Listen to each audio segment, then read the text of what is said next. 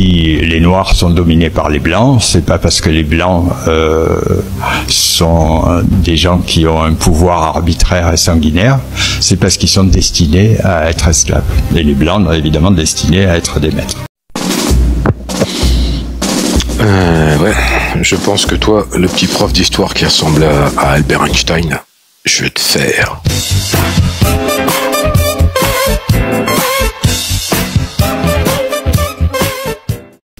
Il y a un signe, un marqueur quasi magique qui permet de séparer les populations au premier coup d'œil, qui est la couleur de peau. Ça induit des évidences.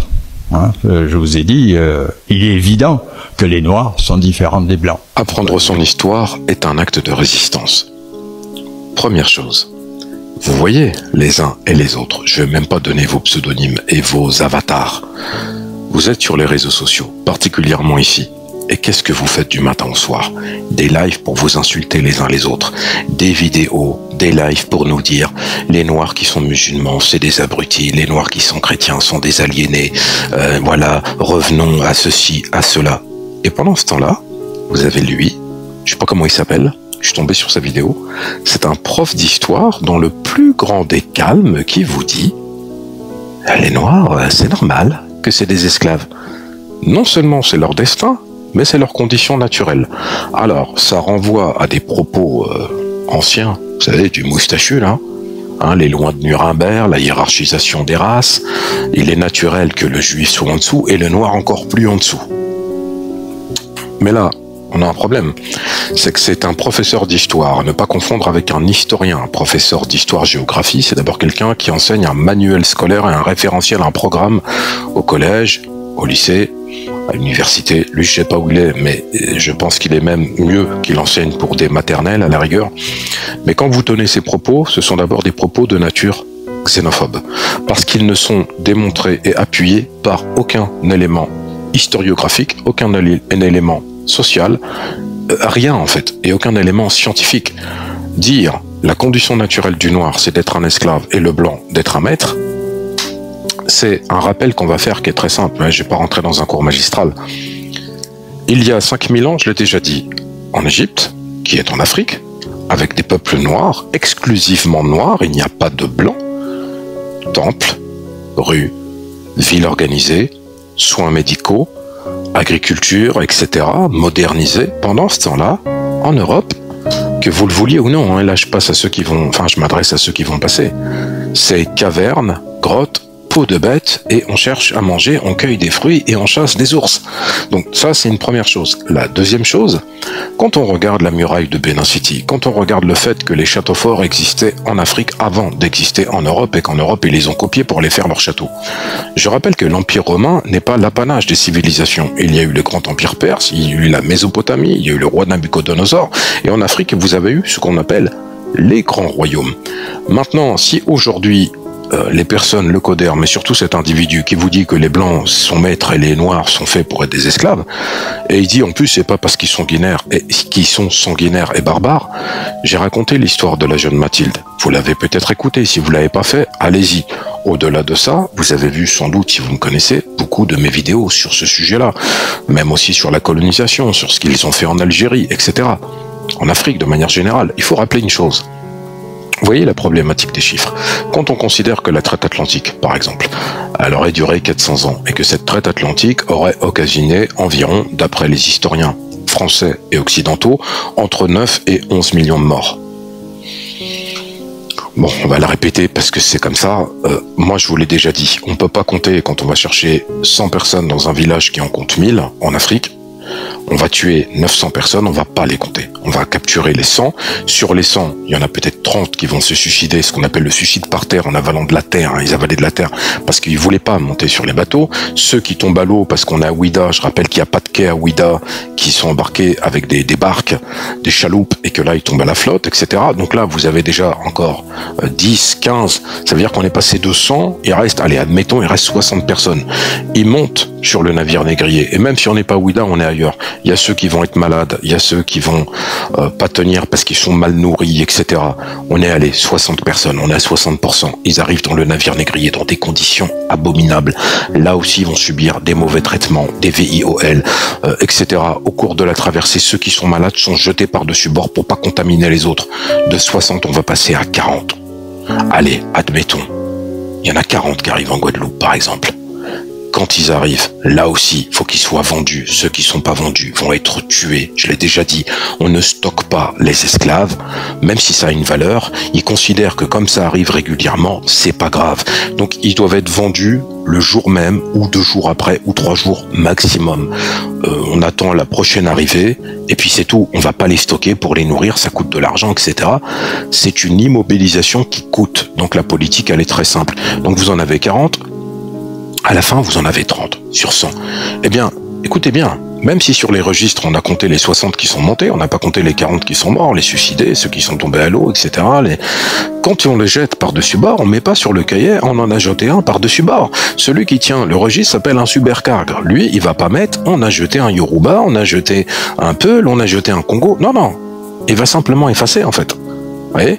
Parce qu'on ne peut pas accepter que ce soit jeté parce que celui qui a armé le bateau assure une rentabilité à ce navire. Donc, il peut pas, il le bourre le bateau. Quand ils mettent 300 personnes dedans, il faut qu'à la fin, ils vendent 300 personnes pour payer les marins, pour payer le bateau, et c'est en multipliant les voyages qu'il va faire de l'argent, entre guillemets. Donc, le supercargue, lui, il est vigilant avec le capitaine. Il note pas, on l'a jeté par-dessus bord. Il note ce qu'il y a à la fin, c'est-à-dire les ventes. Il en a vendu 40, c'est 40. Il en a vendu 20, c'est 20. Voilà. Donc, il faut bien que vous compreniez ceci. Tout ça, c'est pas compté. Et il n'y a pas que ça. Il y a des villages aussi où on capture personne, où tout le monde est massacré. Il y a aussi les rébellions, où on tue tout le monde. Tout ça, ce n'est pas marqué. Les études sérieuses des historiens qui sont africains, comme c'est mon cas, par exemple, moi j'ai étudié le sujet avec d'autres historiens. C'était même le premier sujet de mon mémoire, et ça a été ensuite le sujet de ma thèse, à savoir quelle est la réalité du nombre des victimes de l'esclavage sur l'ensemble des traites. Eh bien, si je me concentre sur la traite atlantique, on dépasse allègrement, je dis bien allègrement, entre 350 et 500 millions de victimes. Et je pèse mes mots. Quand je dis ça dans des conférences avec des historiens occidentaux qui sont devant moi, ils montent au créneau. Qu'est-ce que ça veut dire? Et moi, je le démontre. Là, je rentre pas dans les détails, mais on peut le démontrer par plusieurs éléments. Le nombre de comptoirs, plus de 80, le nombre de navires, le nombre de guerres dont on a connaissance. Et il y a celles dont on n'a pas connaissance. Donc, on fait des extrapolations à l'aide de démographes, à l'aide d'anthropologues, etc. Et on cherche des sources parce qu'elles sont trop peu nombreuses, parce que ce n'est pas documenté. Tous ces assassinats massifs, mais en tout état de cause. Ça peut pas être entre 9 et 11 millions de victimes. De plus, il y a un élément démographique qui est un élément terrestre, c'est le nombre d'habitants qu'il y avait sur Terre à l'époque de la traite atlantique, par exemple, et la diminution drastique. Moi, je l'ai déjà dit, ils ont vidé le continent de sa substance, ils ont vidé le continent de son peuple, l'Afrique, et après, ils viennent vous dire, dans le plus grand des calmes, le blanc domine, pas parce qu'il est sanguinaire et barbare, parce que c'est l'ordre des choses et c'est la nature. Mais le premier homme sur cette planète, il n'était pas blanc. Le blanc est une déformation génétique en fait. C'est-à-dire que originellement, l'homme a la peau mate, a la peau avec de la mélanine. Et après, cette évolution génétique va être le fait des climats en Europe, etc. Donc, en vérité, c'est une déformation génétique, le fait d'être blanc. Et quand on dit blanc, c'est pas vraiment blanc, mais vous m'avez compris, d'être leucoderme. Donc, il y a deux choses qu'il faut considérer. C'est que si on considère que l'ensemble de la modernité de l'humanité vient du peuple blanc, des gens qui sont blancs, c'est une erreur magistrale et c'est une méconnaissance totale de l'histoire. Quand vous voyez Hannibal de Carthage, ils en ont fait un blanc. Quand vous voyez même la plupart des Grecs, pour les gens, ce sont des blancs qui ressemblent à Brad Pitt, ce sont des blonds, c'est Achille dans le film 3. Or, il a été démontré que les Étrusques étaient des Noirs, que les Grecs étaient majoritairement à la peau très mate, même sombre. Maintenant, bien sûr, qu'ils n'ont pas nécessairement des caractéristiques négroïdes avec des cheveux crépus, etc. C'est comme dire, par exemple, que les pharaons étaient des blancs. Au-delà du fait que Narmer, celui qui a réuni la Basse et la Haute-Égypte, qu'on peut considérer comme le fondateur de la civilisation égyptienne d'un point de vue de l'Égypte antique, Narmer, il est noir, Toutmoses, il est noir, etc. Les plus grands pharaons, parce qu'on a leur statut, ils ont beau avoir cassé le nez de ces statues-là, ce sont t'es noir. Les études de chez Diop l'ont démontré, on l'a démontré. Et venez pas me dire il y a l'ADN, etc. Ça, on va vous éteindre assez rapidement. Mais moi, le plus consternant, c'est pas tout ce que je viens de dire. Le plus consternant, c'est qu'on laisse des propos comme ça passer et que ça fait pas réagir les gens. Là, ma vidéo va faire quoi? Allez, 1000 vues, les gens s'en foutent. Et vous préférez les polémiques et vous préférez être, en vérité, dans des débats qui sont stériles et qui ne servent à rien. Moi, je félicite Edson, qui est venu sur un de mes lives, Edson X, le frère de Guadeloupe, ainsi que Compte Noir, ses pattes de Guada, Mickey Rorty, etc. Tous ces frères-là qui militent pour l'indépendance de la Guadeloupe. Mais ils ont compris que les luttes révolutionnaires devaient être communes pour lutter contre le colonialisme, le néocolonialisme et l'impérialisme. Parce que souvenez-vous bien de ça. Là, je fais un parallèle. On l'a dit durant ce live et moi, je le répète. Si l'Algérie tombe, c'est toute l'Afrique qui tombe. Parce qu'il faut bien comprendre la position de l'Algérie en Afrique, vous voyez. Et là, je reviens à ça quand même. Quand on tient des propos comme cela, c'est que ce sont des relents xénophobes, ce sont des relents passéistes d'une hiérarchisation des races, et en tout état de cause, ils sont condamnables, mais plus que ça. Moi, vous me mettez face à cette personne dans un débat public, je vais l'humilier de manière savante, parce qu'ils ont besoin de comprendre que nous, Africains, nous ne sommes pas du tout soumis, nous sommes insoumis. Mon livre Insoumis, c'est d'ailleurs le parallèle, mais au-delà de cet aspect-là, nous avons fait des études, nous sommes rigoureux. Quand je dis nous, je parle des gens qui sérieusement ont compris que dans la sphère publique, quand vous devez prendre la parole avec un micro, c'est pas les réseaux sociaux où vous faites des débats interminables dans des lives qui servent absolument à rien. Écrivez des livres, produisez, faites de la production, participez à l'élaboration de cette nouvelle pensée. Il n'y a que comme ça qu'on va s'en sortir. Allez assumer à visage découvert ce que vous dites et allez le revendiquer. Et allez vous opposer à des gens comme ça, au lieu de vous battre les uns avec les autres. Donc, il est très clair qu'on doit être vent debout. Si vous pouvez partager cette vidéo, commentez, donnez votre avis, mais partagez-la, que ce soit diffusé. Je vous l'ai déjà dit, moi mon compte il n'est pas monétisé, je cherche pas de vues, je cherche pas de followers, je cherche à transmettre et je cherche à faire réagir face à des propos comme ceux que je viens d'entendre. Maintenant, peu importe le nombre de vues que ça fera, c'est pas important. C'est que vous le partagiez, que vous vous abonniez et que vous souteniez pour qu'on puisse continuer le travail. Je parle de ceux qui sont dans une démarche comme la mienne. J'en connais, mais il y en a tellement qui sont totalement à côté de la plaque.